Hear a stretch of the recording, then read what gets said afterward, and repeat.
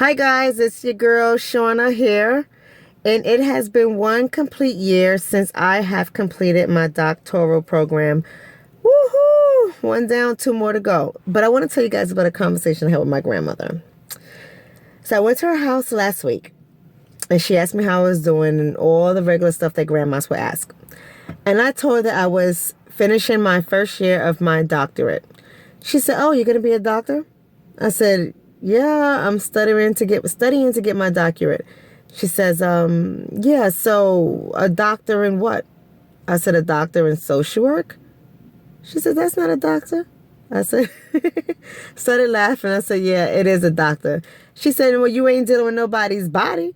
I said, "No, that's a medical doctor or a doctor of medicine, depending on how you look at it. But I'm a doctor of social work." And she said, "And you going to do what with that?" I said, "Doctors of social work? Well, pretty much we change things. We change the way society is doing things. And that's what I want to do. I need to be a voice for my people." And she said, "Oh, let me tell you something. You be careful with what you're doing." I said, "Why? Why is that, mother?" By the way, we have to call her mother because she doesn't respond to grandmother because she doesn't think she's old. And not saying that she's old, but she is going to be 91. But that's 90 years young she is. But nonetheless, I said, "Why?" She said, "People don't want to change, and people don't like people that want to change things." And I just looked at her and I giggled a little, but I saw where she was coming from, but I wanted to hear more. And I said, I don't understand. Please explain." She was like, "Let me tell you something. People who want to change things, they kill people who want to change things."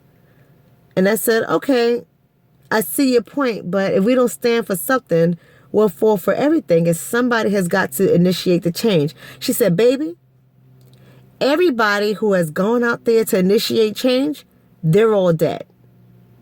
Who's changing things now?"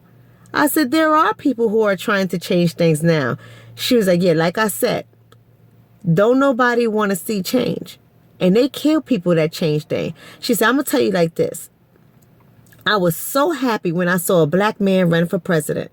I was so happy that I voted for him. I voted for him twice. And let me tell you something. At each time, I was afraid for his life because I thought they would kill him dead because that's what they do. But they didn't. By the grace of God, he's still alive. And I'm happy. And guess what? And I'm a vote for a woman because I want change. But I'm just telling you what happens to people who want change. They kill people who want change." And I say this to you guys out there. Even though my grandmother has some truth in what she's saying, it's not enough to stop me from pursuing my goals.